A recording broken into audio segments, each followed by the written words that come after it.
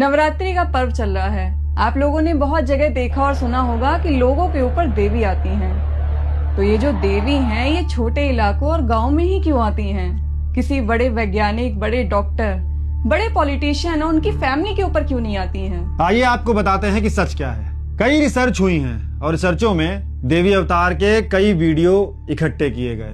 देश के अलग अलग कोनों से ये वीडियो लाए गए थे।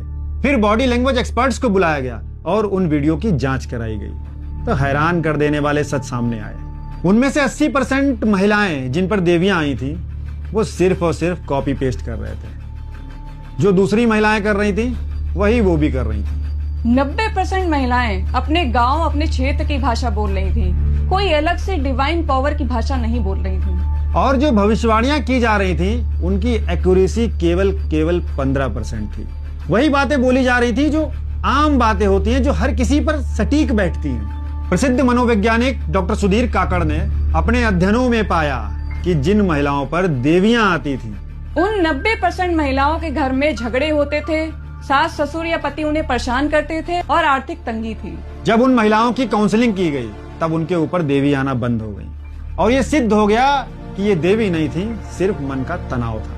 एक और स्टडी बताती है कि डॉक्टरों ने ऐसे लोगों के दिमाग स्कैन करे। उन्होंने पाया कि नॉर्मल हालत में दिमाग का सारा हिस्सा काम करता है और देवी आने पर दिमाग का एक हिस्सा बंद हो जाता है, जो ये बताता है कि मैं कौन हूँ। इसी वजह से उस इंसान को लगता है कि मेरे अंदर कोई और आ गया है। अक्सर शराब पीने वाले के साथ भी ऐसा ही होता है। उसको भी अपनी पर्सनालिटी चेंज मालूम पड़ती है। सच तो ये है, ये इंसान के दिमाग की ट्रांस अवस्था होती है, जब इंसान डर, आस्था और भीड़ के दबाव में आता है। तब उसका सचेतन दिमाग काम करना कम कर देता है और अवचेतन मन वही हरकतें करता है जो उसने समाज से सीखी है, जैसे सर को झुमाना, चिल्लाना या अजीब सी हरकतें करना। ये बस अपनी मन की आवाज को निकालने का तरीका है।